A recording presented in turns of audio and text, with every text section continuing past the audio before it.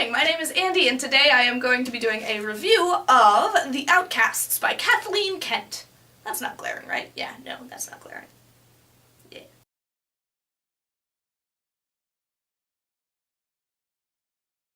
Okay, so just to begin, The Outcasts is set in the late 19th century, so in the late 1800s, in Texas.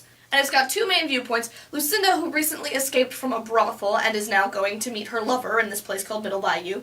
And Nate, who is a real new policeman from Oklahoma, who's just come to Texas to be a policeman, and essentially the book, his part starts on like the first day of his job being a policeman. And Nate and his other policeman buddies are chasing after a serial killer named William McGill, who is ruthless and evil and all of those horrible, nasty things that serial killers are. Yeah, there's also pirate treasure. So yeah, that just sounds like fun, right? Okay, now on to how I feel about the book. So I had a lot of problems with this book.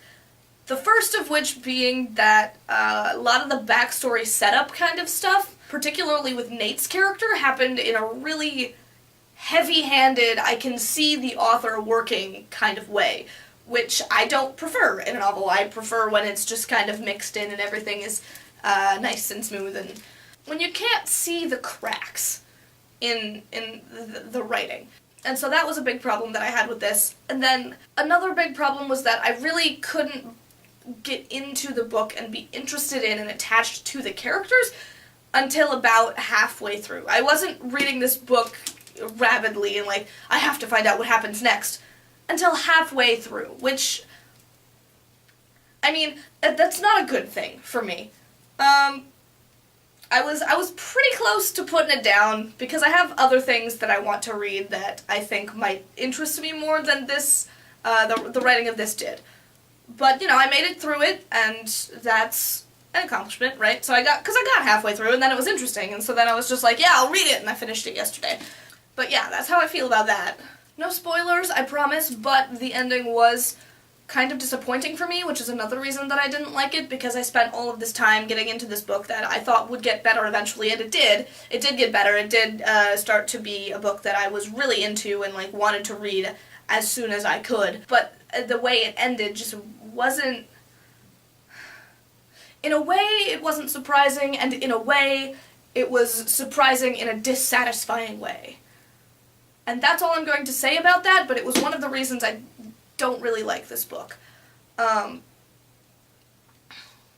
be perfectly honest, I'm probably not going to pick up the other works by Kathleen Kent, just because I'm not really a fan of her writing style, which is not to say other people won't be, because I'm just one person, etc., etc.